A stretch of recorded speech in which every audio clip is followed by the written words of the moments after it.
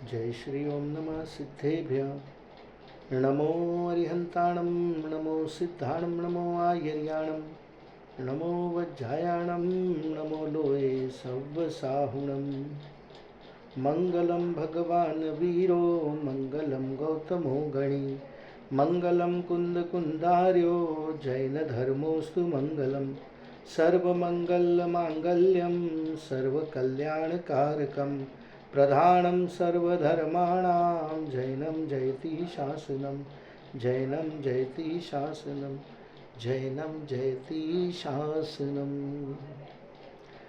आचार्य वादीब सिंह सूरीकृत छत्र चूड़ामणि की वांछना कर रहे हैं हम लोग।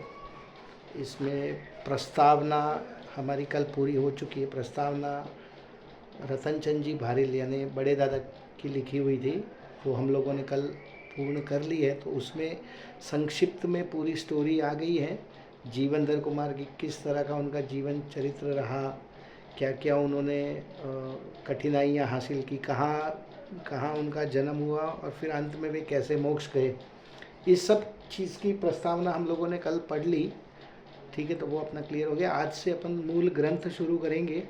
उसके पहले मंगलाचरण भी है, उसको भी पढ़ेंगे। उसके पहले उसकी कुछ विशिष्ट विभाजन है। छत्र चूड़ामणि, ये पेज नंबर 32 पे है।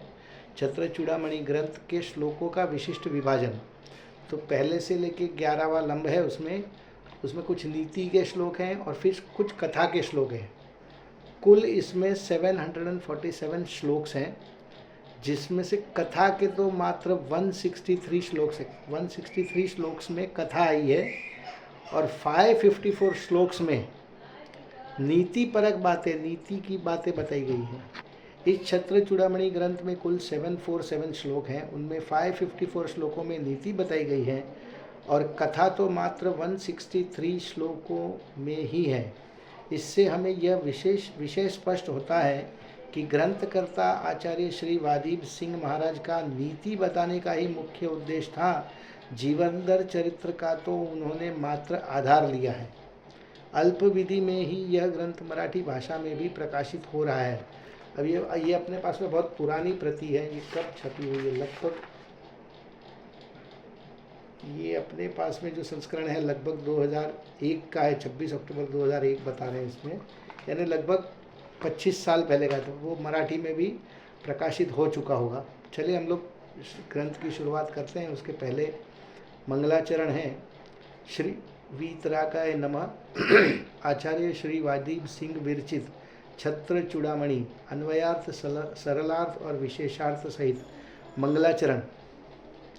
सिद्ध स्वभावी आत्मा सिद्ध शिरोमणि जीव, वीतरागता से पगी वंदु सहज सदीव। पंच परम पद ही सदा है वंदन के योग्य, नित प्रतिवंदन मैं करूं बने सदा यह योग। जिन वाणी जिन वर वचन श्रुत का मूल स्वरूप, अनुयोगों के द्वार से समझूं आत्म स्वरूप। अनुयोगों की निर्झरी वीतरागता दे, चारों ही अनुयोग का एकमात्र प्रय में। नीति ग्रंथ चूड़ामणि है अमृत का योग, सूर्य सिंह वादीभ की रचना बड़ी मनोग। जम्बू द्वीप के मध्य में भरत क्षेत्र सुप्रसिद्ध, राजपुरी नगरी जहाँ यथा नाम गुण सिद्ध। राजा सत्यंधर वहाँ रानी विजया नाम, उनके सुत सुप्रसिद्ध हैं जीवनधर गुणधाम। धर्म धुरंधर धर्मधर धर्मशील धीमान, कामदेव तेईस वे रूप शिरोमणि जान। क्षेत्र सिद्ध वरकूट से गए मुक्ति के धाम, जीवनधर जी को सदा बारंबार प्रणाम। ग्रंथ चूड़ामणि है ग्रंथ क्षत्र चूड़ामणि है जीवन धर चरित, अवगाहन कर ग्रंथ का जीवन बने पवित्र। मैंने प्रस्तावना में बताया था कि ये जो जीवनधर कुमार है इस ग्रंथ में जो स्टोरी है, उनके जो हीरो हैं वो 24वें कामदेव बताए थे मैंने, मगर इसमें इस मंगलाचरण से मुझे भी वापस ध्यान में आया कि 24वें नहीं 23वें कामदेव है। कुल एक काल में 24 कामदेव होते हैं, मतलब इनके पश्चात एक और कामदेव हुए हैं। अब वो कौन है वो मुझे भी ध्यान में नहीं है, अपन कहीं शोध करके पता करेंगे कि 24वें कामदेव कौन थे, मगर जीवनधर कुमार जो थे वो 23वें कामदेव थे। इसका पहला लंब शुरू करते हैं हम लोग कोशिश करेंगे श्लोक को भी पढ़ने की, क्योंकि श्लोक देखिए मुनिराज का मूल श्लोक लिखा हुआ है। जब हम श्लोक पढ़ते हैं तो साक्षात मुनिराज हमारे ज़ुबान पे होते हैं, उनका लिखा हुआ शब्द हम पढ़ रहे हैं, तो हम कोशिश करेंगे उसको जितना स्वच्छ निर्मल हो सके वैसा पढ़ने की। ठीक है, कुछ भूल चूक मेरे से हो सकती है, मैंने कभी कोई ग्रंथ ऐसे पढ़ा नहीं है, रिकॉर्ड नहीं किया है। ठीक है, तो मैं मेरी कोशिश कर रहा हूँ, देखते क्या होता है। पहला लंब पेज नंबर है 34 इसका। जिन भक्ति की महिमा युक्त ग्रंथकार का मंगलाचरण। श्रीपतिर्भगवान पुष्याद भक्तानाम वसमीहितं, यद भक्ति शुक्लतामेति मुक्ति कन्या करे कर ग्रहे। अन्वयार्थ।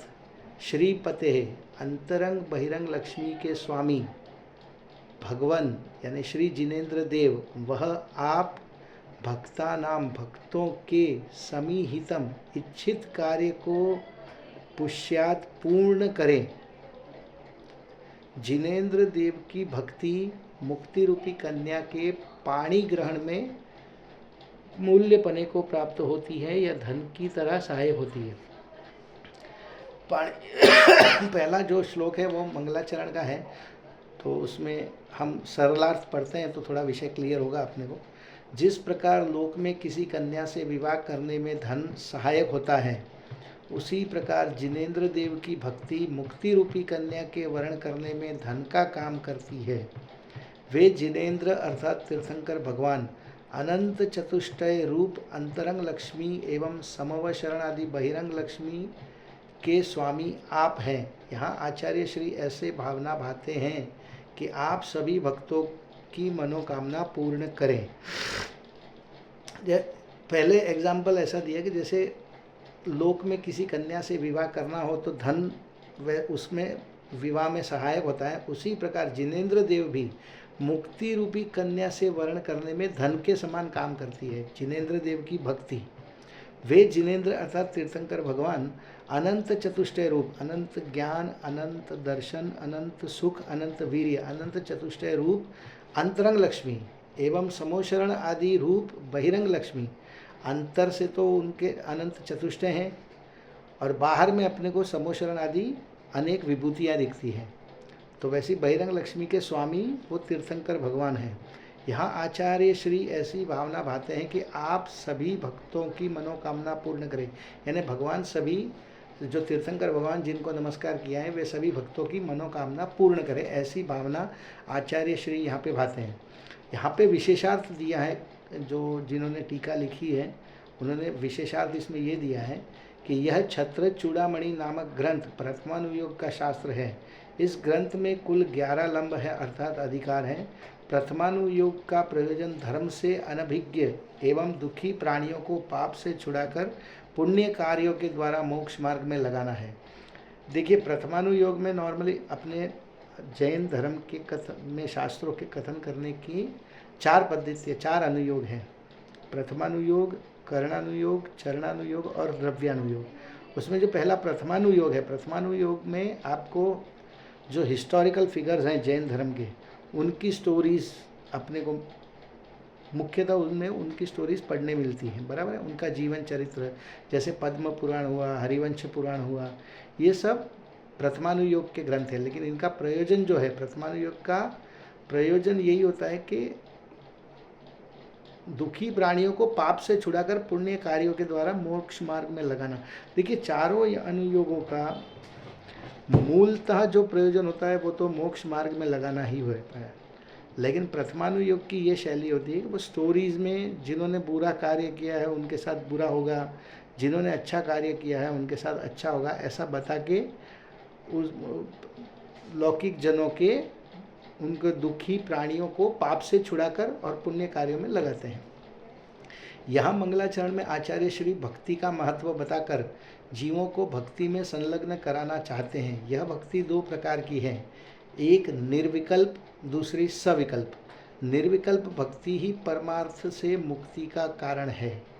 इस वीतराग भावमयी भक्ति की शीतल छाया में पनपने वाली शुभ भाव रूप सविकल्प भक्ति अशुभ भावों से बचाने वाली है और साक्षात पुण्य बंध का कारण है। जिनागम में परंपरा से इसे भी मुक्ति का कारण कहा गया है। देखिए यहाँ पे भक्ति जो है सविकल्प और निर्विकल्प भक्ति बताएगी। विकल्प यानी अपन अगर भगवान की भक्ति करते हैं और अपने को किसी चीज़ की वांछा है तो वो सविकल्प कही जाएगी, और अगर किसी चीज़ की वांछा नहीं है तो वो निर्विकल्प भक्ति कही जाएगी, क्योंकि अपने को कोई चीज़ की इच्छा या मनोकामना नहीं है। तो जो सच्ची भक्ति होती है, वो परमार्थ भक्ति होती है, वो तो निर्विकल्प भक्ति ही है और वही मुक्ति का कारण है। ठीक है। और जो शुभ भाव रूप जो सविकल्प भक्ति है वह अशुभ भावों से बचने के लिए, किसी लौकिक वांछा के लिए भी वो नहीं होती, मगर अशुभ भावों से बचने के लिए और साक्षात पुण्य बंध का कारण बनने के लिए सविकल्प भक्ति की जाती है। साधक दशा ही ऐसी होती है कि वीतराग भावों के साथ कुछ सराग भाव भी चला ही करता है, जिनके विषय पंच परमेष्ठी आदि होते हैं। साधक जीव मोक्ष मार्गी संतों, मुक्ति प्राप्त जीवों तथा जिनवाणी का गुणानुवाद किया करते हैं। विशिष्ट स्पष्टीकरण के लिए प्रवचनसार ग्रंथ की गाथा 5 की टीका, नियमसार ग्रंथ का भक्ति अधिकार और समयसार ग्रंथ की गाथा क्रमांक 31 से 33 भी देखिए। जैसे जगत में विवाह आदि लौकिक कार्यों के लिए धनादि की आवश्यकता होती है, वैसे ही लोकोत्तर मार्ग में मुक्ति कन्या के वरण के लिए भी द्विविध भक्ति रूप धन की आवश्यकता होती है। सच्चा भक्त तो मोक्ष मार्ग के साधन से मोक्ष का ही अभिलाषी होता है। देखिए यहाँ पे फिर से बोल्ड में स्पष्ट कर दिया कि सच्चा भक्त तो वही है जो मोक्ष मार्ग का साधन करके मोक्ष की ही अभिलाषा करता है। हम भक्ति करके रुपया, पैसा, बंगला, मकान, गाड़ी या धंधा व्यापार में वृद्धि या परिवार में शांति, ये सब चीज़ की अगर अभिलाषा करेंगे तो वो तो व्यवहार से भी भक्ति नहीं है। उसकी अन्य सभी इच्छाएं विराम को प्राप्त हो जाती हैं। वह तो यही भावना भाता रहता है कि हे भगवान, मेरी मुक्ति के लिए आप ही एकमेव असाधारण आश्रय हैं, कारण हैं। मेरी मुक्ति का कारण तो भगवान, वीतरागी भगवान आप ही हैं। जिस मुक्ति मार्ग में मुक्ति की भी इच्छा नहीं है, ऐसी मुक्ति और मुक्ति मार्ग का यथार्थ उपदेशक आपके अतिरिक्त अन्य कोई नहीं है। अनंत जीवों को शाश्वत शांतिदाता आपका दिव्य उपदेश निरंतर बहता रहे, जिससे परमार्थ हित के इच्छुक भव्य जन उसकी सतत उपासना करके लौकिक सुख साधनों के साथ साथ ही लोकोत्तर सुख की प्राप्ति के लिए सतत प्रयत्नशील बने रहिए। मंगलाचरण का श्लोक है, तो उसमें भगवान की भक्ति के बारे में विशेष बताया गया है कि किस तरह की भक्ति होनी चाहिए। इसके आगे जो अगला श्लोक है, श्लोक नंबर 2, पेज नंबर 35 है। ग्रंथ लिखने की प्रतिज्ञा। संक्षेपेण प्रवक्ष्यामि चरित्रं जीवकोद्भवं, पीयूषं न हि निशेषं पिबनेव सुखायते। अन्वयार्थ। मैं वादीब सिंह सूरी जीवनधर स्वामी से उत्पन्न चरित्र को संक्षेप रूप से कहूँगा। इसमें नीति का भी श्लोक कहा गया है। आधा एक लाइन जो है वो स्टोरी की है, मतलब उन्होंने ग्रंथ लिखने की प्रतिज्ञा है, और दूसरी लाइन में उन्होंने नीति बताई है। निश्चय से संपूर्ण अमृत को पीता हुआ पुरुष ही सुखी होता है, ऐसा नहीं है, किंतु थोड़ा अमृत पिया हुआ पुरुष भी सुखी होता है। सरलार्थ। जैसे इस जगत में अधिक अमृत पीने से ही मनुष्य सुखी नहीं होता, अपितु अपनी योग्यता और शक्ति के अनुसार अल्प अमृत पीने से भी सुखी ही होता है, वैसे ही जीवनधर कुमार का विस्तृत जीवन चरित्र ही अधिक सुखदायी होगा, ऐसा नहीं है। अपितु उनका संक्षिप्त जीवन चरित्र भी सुखदायी ही होगा। अतः मैं जीवनधर चरित्र संक्षेप में लिखता हूँ। देखिए संक्षेप में इसलिए बताया, केवल मात्र मैंने बताया 165 श्लोक्स में ये स्टोरी है जीवनधर चरित्र पूरी। अब अगर पूरा उनका शुरू से एंड तक लिखने जाए तो हज़ारों पेज की हो जाएगी, मगर इसमें अपने को नीति के श्लोक्स हैं 775 में से लगभग 550 श्लोक नीति के हैं, तो भी ये 560 पेजों में ये ग्रंथ पूरा हो जाता है। तो उन्होंने ये बताया कि मैं ये संक्षिप्त में लिख रहा हूँ। उन्होंने उसके लिए एग्जाम्पल दिया कि पूरा अमृत का प्याला पीने से जैसे सुखी हो सकते हैं, वैसे अमृत का थोड़ा सा एक घूंट भी ले ले तो भी सुखी हो जाता है। वैसे ही पूरा जीवनधर चरित्र नहीं लिख के उनका जीवनधर चरित्र में संक्षिप्त में लिख रहा हूँ। विशेषार्थ, भाषा समिति के धारक वीतरागी मुनिराजों का स्वभाव ही संक्षिप्त में बहुत कुछ कहने का होता है। गागर में सागर भर देने वाली उक्ति को चरितार्थ करते हुए आचार्य श्री ने भी जीवनधर चरित्र को संक्षेप में कहा है। देखिए मुनिराजों को विकल्प नहीं होता है, हम ये शास्त्र लिखें, ये तो क्या 6वें 7वें गुणस्थान में झूलने वाले मुनिराज होते हैं। 7वें गुणस्थान में वो अंतरंग अपनी आत्मा के ध्यान में होते हैं। जब 7वें में अंतर मुहूर्त से अधिक नहीं रह सकते तो गिर जाते हैं, 6वें गुणस्थान में आते हैं, तब शुभ भाव आता है। शुभ भाव उनको ऐसा आता है कि जगत के प्राणियों पर करुणा करके उनके लिए कुछ हम लिखें, तो उनको उनके पास में समय का भी अभाव होता है और किसी का कोई बाधा नहीं होती, तो इसलिए वो संक्षिप्त में लिख देते हैं। चलिए तीसरा श्लोक हम पढ़ते हैं। जीवनधर चरित्र का मूल स्तोत्र, अब ये कहाँ से आया है स्तोत्र, इसके बारे में बताएंगे सर। श्रेणिक प्रश्नमुद्दिश्य सुधर्मो गणनायकः यथोवाच मयाप्यत्तदुच्यते मोक्षलिप्स्यया। अन्वयात्, सुधर्म नाम के गणधर देव ने श्रेणिक राजा के प्रश्न का निमित्त पाकर जैसा कहा है, वैसा मैं भी मोक्ष की वांछा से इस चरित्र को कहता हूँ। देखिए प्रस्तावना का जब अंत था तो हमने देखा था कि जीवनधर कुमार और अपनी 8 पत्नियों के साथ महावीर स्वामी के समूह शरण में जाते हैं। तो महावीर स्वामी के मुख्य गणधर तो गौतम स्वामी थे, लेकिन और भी जो दूसरे गणधर देव थे उनमें एक सुधर्म नाम के गणधर देव थे, और श्रेणिक राजा जो थे वो महावीर स्वामी के समूह शरण में सर्वोत्कृष्ट श्रावक थे। वो वहाँ पे उनकी दिव्य ध्वनि का लाभ लेने जाते थे। तो श्रेणिक राजा ने प्रश्न किया जीवनधर स्वामी के बारे में, और उस प्रश्न के निमित्त को पाकर गणधर देव ने जैसा कहा है वैसा वादीप सिंह सूरी आचार्य भी कह रहे हैं कि मैं भी वैसे ही स्टोरी बताऊंगा जैसी गणधर देव सुधर्माचार्य ने बताई है। तो स्टोरी को हम लोग आगे बढ़ाते हैं। सरलार्थ, जिस प्रकार श्रेणिक राजा के प्रश्न पूछने पर गणधर आचार्य सुधर्म स्वामी ने राजा श्रेणिक को जीवनधर चरित्र सुनाया था, उसी प्रकार मैं वादीप सिंह सूरी भी उनके चरित्र को मोक्ष प्राप्ति की इच्छा से कहता हूँ, हीनाधिक या काल्पनिक नहीं। मतलब ये यहाँ पे उन्होंने वो वचन में बद्ध है कि ये मेरे घर की बात नहीं है। जैसा गणधर देव की वाणी में आया था वैसा मैं आपको बता रहा हूँ, इसमें कोई भी बात मेरे घर की नहीं है स्टोरी में। विशेषार्थ, अभी वर्तमान में भगवान महावीर स्वामी का तीर्थकाल वर्त रहा है। तीर्थंकर भगवान महावीर के 11 गणधर थे, उनमें एक सुधर्म स्वामी भी थे। जब राजगृही नगरी में विपुलाचल पर्वत पर भगवान महावीर का समोसरण आया, उस समय राजा श्रेणिक ने भगवान से 60,000 प्रश्न पूछे थे। उनमें एक प्रश्न जीवनधर कुमार के चरित्र संबंधी भी था, जिसका उत्तर सुधर्म स्वामी गणधर देव ने दिया था। उसके उत्तर स्वरूप जो समाधान प्राप्त हुआ था, उसे ही आचार्य श्री वादीप सिंह भव्य जनों के हितार्थ कह रहे हैं। चरित्र नायक श्री जीवनधर कुमार के देश का परिचय। इहास्ति भारते खंडे जम्बूदीपस्य मंडने मंडलम हेमकोशाभम हेमांगदसमाह्यम।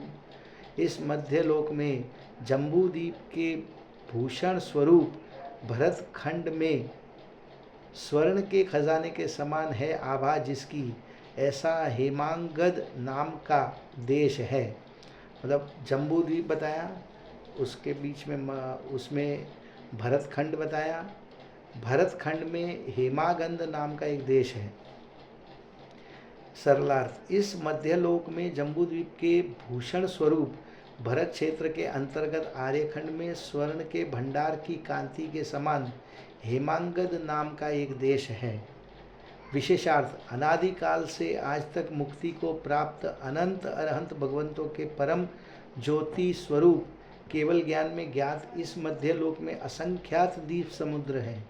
उनमें बीचों बीच थाली के आकार के समान एक गोलाकार जम्बूद्वीप है। जम्बू वृक्ष की मुख्यता से सार्थक नाम इस जम्बूद्वीप के भरत क्षेत्र के आर्यखंड में हेमांगद नाम का एक सुप्रसिद्ध देश है। राजधानी का नाम एवं स्वरूप, तत्र राजपुरी नाम राजधानी विराजते, राज राजपुरी सृष्टो सृष्टौर्या मातृकायते। अन्वयार्थ, उस देश में राजपुरी नाम की राजा की प्रधान नगरी सुशोभित है, जो ब्रह्मा के कुबेर की नगरी अलकापुरी की रचना में माता के सदृश आचरण करती है। सरलार्थ हम देखते हैं आगे क्या है। हेम समान कांति युक्त उस हेमांगद देश की राजपुरी नामक राजधानी है। उसकी सुंदरता को देखकर ऐसा लगता है कि मानो ब्रह्मा ने इसे देखकर ही कुबेर की नगरी अलकापुरी बनाई है। ये मतलब ये अलंकार से बताया गया कि मानो कुबेर, ऐसे कोई होते नहीं है। ब्रह्मा तो अपने जैन दर्शन में कोई ब्रह्मा नहीं होते हैं, हिंदू धर्म में होते हैं, तो ऐसा उन्होंने एग्जाम्पल बताया है। विशेषार्थ, हिंदू धर्म की मान्यता के अनुसार इस सृष्टि का कर्ता ब्रह्मा है। यह किंवदंती जग प्रसिद्ध है। साहित्यकार को ऐसे प्रयोग करने की छूट होती है। अतः कहते हैं कि ब्रह्मा ने इस विश्व को उत्पन्न किया है। विश्व की रचना में संपूर्ण सुंदरता से युक्त सर्वश्रेष्ठ नगरी कुबेर की अलकापुरी मानी जाती है। यहाँ आचार्य श्री ने ऐसी कल्पना की है कि उस अलकापुरी की रचना जब ब्रह्मा जी ने की होगी, तब इस राजपुरी नगरी को देखकर ही की होगी, अन्यथा अलकापुरी इतनी सुंदर कैसे बनती। ठीक है, ये छंद अलंकार है, उसका कंपैरिजन है। प्रथमानुयोग में इस तरह के प्रयोग चलते हैं। जबकि जैन मान्यता अनुसार देखा जाए तो यह संपूर्ण विश्व या लोक अनादि अनंत एवं स्वयं सिद्ध है। ये जो षट द्रव्यमयी लोक है, ये अनादि अनंत है, इसको किसी ने बनाया नहीं है, और ये स्वयं भू है, स्वयं सिद्ध है। अब देश का नाम बता दिया हेमांगद, राजधानी का नाम बता दिया राजपुरी नगरी। तो राजा सत्येंद्र का परिचय है अगले श्लोक में, छठे श्लोक में। तस्याम सत्येंद्रो नाम राजभूत सत्यवांगमय, वृद्ध सेवी विशेषज्ञो नित्य योगी निराग्रह। उस नगरी में सच बोलने वाले, वृद्धियों की सेवा करने वाले, विशेष कार्यों को जानने वाले, निरंतर उद्योग करने वाले, हट न करने वाले सत्येंद्र नाम के राजा थे। सरलार्थ, उस राजपुरी नामक राजधानी में सत्यभाषी, वृद्ध सेवी, गूढ़ गंभीर विषयों को जानने वाले, सदा उद्यमशील और हट रहित, ऐसे अनेकों नेक गुणों से संपन्न राजा सत्येंद्र राज करते थे। विशेषार्थ, जिस युग में राजा को भगवान का रूप माना जाता हो, उस राजा में सत्यभाषी जैसे अलौकिक गुण न हो तो उसे अपना प्रभु कौन मानेगा। सत्यभाषी मनुष्य जगत में श्रेष्ठ माना जाता है। देखिए, उस समय भी सत्यभाषी श्रेष्ठ माना जाता था। आज तो खैर सत्य बोलने वाले लोग बहुत कम हैं, फिर भी सत्यभाषी को, जो सच बोलता हो, जो बात बात में झूठ ना बोलता हो, उसको श्रेष्ठ माना जाता है। वृद्ध सेवी का अर्थ मात्र आयु में वृद्ध लोगों की सेवा शुश्रूषा करना ही नहीं, परंतु जो आयु में भले ही छोटे हों पर ज्ञान वैराग्य में वृद्ध अर्थात विशिष्ट हों, उनकी सेवा करना और उनके बताए हुए मार्ग पर चलना भी वृद्ध सेवा का अर्थ समझना चाहिए। ठीक है, इसमें क्या बताया कि जो एज से बड़े हैं, सिर्फ उनकी बात नहीं है, जो अपने से ज्ञान में भी बड़े हैं, वैराग्य में भी बड़े हैं, वो भी अपने से बड़े ही हैं, वो अपने लिए आदरणीय हैं तो और विशिष्ट हैं, तो उनकी सेवा और उनके बताए हुए मार्ग पर चलना, वह भी एक तरह से वृद्ध सेवा ही है। राजा हिताहित के विचारक, सत असत के विवेकवान होने से सरल स्वभावी थे। हठवादिता से अत्यंत दूर और अपने से विशिष्ट ज्ञानी जनों की उत्तम सलाह का आदर करते थे। ऐसे अनेकों नेक अद्वितीय गुणों से संपन्न राजा सत्येंद्र थे। ठीक है, देश का परिचय हो गया, राजधानी का परिचय हो गया, राजा का परिचय हो गया। अब उनकी पटरानी, ये राजा तो अपने हीरो के फादर हुए, तो अब हीरो की मदर की भी का भी परिचय अपने को चाहिए। तो वो अगले श्लोक में है, 7वें श्लोक में, पटरानी विजया का परिचय। महिता महिषी तस्य विश्रुता विजयाख्यया विजया विश्वनारीणां पातिव्रत्य दिभिर्गुणे। उन सत्येंद्र राजा की बड़ी प्रसिद्ध पटरानी संपूर्ण स्त्रियों को पातिव्रत्यादि गुणों के द्वारा जीतने से विजया नाम से प्रसिद्ध थी। राजा सत्येंद्र की पटरानी विजया अत्यंत रूपवती, विवेकशील और पतिव्रता आदि अनेक गुणों के कारण तत्कालीन अन्य सब स्त्रियों को जीतने में समर्थ होने से अपने विजया नाम को सार्थक करती थी। विशेषार्थ, राजा सत्येंद्र के समान ही विजया रानी अन्य नारियों की अपेक्षा असाधारण गुणों की धारक थी। सद्भाग्य की दुर्लभता। सत्यप्यंतःपुरस्त्रीणां समाजे राजवल्लभा सैवासीन्ना परा काचित् सौभाग्यम ही सुदुर्लभम। अन्वयार्थ,